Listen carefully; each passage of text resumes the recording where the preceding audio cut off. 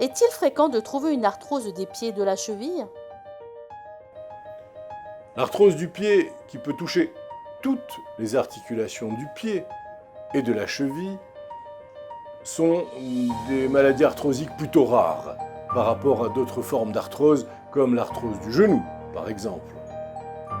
En fait, elle survient dans la majorité des cas chez des personnes ayant une malformation des pieds, de type anomalie de la statique, comme le pied plat ou le pied creux, ou bien chez des sportifs qui vont solliciter énormément ces articulations.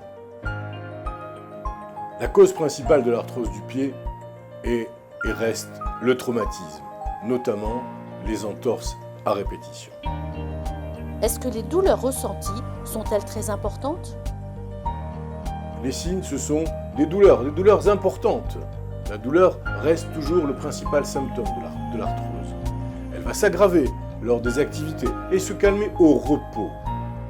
Il y a également un enraidissement progressif de la cheville qui va avoir des répercussions graves, pénibles sur la marche. La douleur va bloquer en quelque sorte les mouvements de la cheville et il est difficile de fléchir le pied vers le haut. Dans le cas de l'arthrose du pied, il peut y avoir une déformation de la base du gros orteil. En cas de crise d'arthrose, la cheville peut augmenter de volume. Elle va gonfler, elle peut devenir rouge, qui là traduira en plus une inflammation. Est-ce qu'il existe un traitement efficace contre ce type d'arthrose? Il n'y a pas de traitement efficace, vous l'avez compris, pour guérir l'arthrose définitivement. Cependant, pour calmer les douleurs et l'inflammation quand elle est présente, on va utiliser des antalgiques et surtout le paracétamol. Mais également, on pourra faire appel à des infiltrations et des injections qui pourront également être pratiquées. Et l'utilisation d'anti-inflammatoires non stéroïdiens peut être un atout supplémentaire.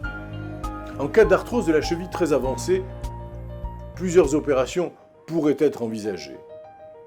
L'arthrodèse, en particulier, qui consiste à bloquer l'articulation en fusionnant les os entre eux pour ainsi arriver à diminuer, limiter les douleurs. Également la pose d'une prothèse de cheville, c'est-à-dire d'une cheville artificielle, mais c'est une intervention qui est compliquée et qu'il faut discuter.